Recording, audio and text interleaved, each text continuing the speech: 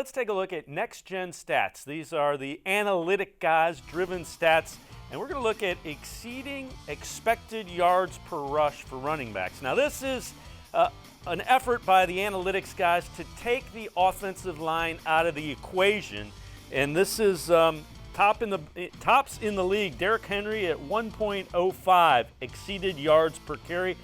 Number 2 is Nick Chubb at 0.91, almost a yard. Josh Jacobs is 0.81. Christian McCaffrey, everybody loves him.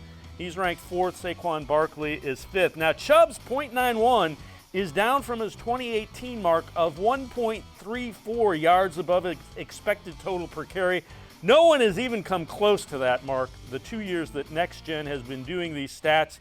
Give me an example. The 88-yard touchdown run that Chubb had against the Ravens was expected to go as a 7-yard gain. He turned it into an 88-yard touchdown run. So very interesting stats from Next Gen. Let's welcome Doug Lesmerises back in.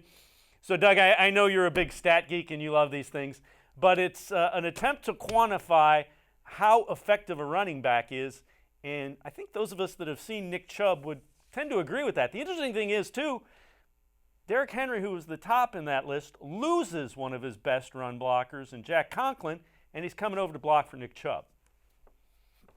So what the assumption statistically is that if Greg Robinson and Eric Bush are blocking for you, you're going to be tackled immediately, and if Nick Chubb gets a couple of yards, what it does is it takes into account when the defender gets to within a yard of you.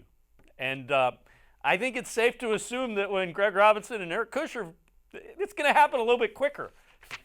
Yeah, I mean, it is, right? I mean, it's you fantasize a little bit about Nick Chubb running behind a great offensive line, which is maybe what you think the Browns have put together this year with drafting a guy in the top 10 and adding the most expensive tackle on the market. So part of it is, too, I mean, sometimes when you're not getting as much help, you're forced to do more on your own, right? And so then you have the opportunity to do more on your own. So maybe behind a better line, Nick Chubb won't rank as high on that list statistically, a year from now. But I do think we've seen it enough with Chubb.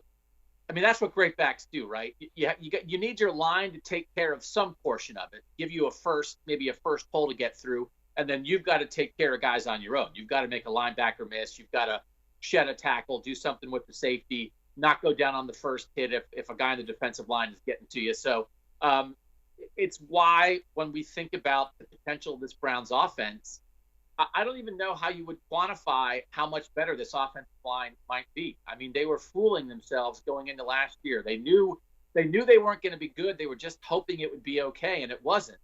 And when you see the changes they've made, what Nick Chubb could do statistically, he is who he is. He's a great back. But what he could do statistically with a more efficient pass game, and then, you're probably better at 3 spots on the offensive line. I mean, he could have an all-time kind of year.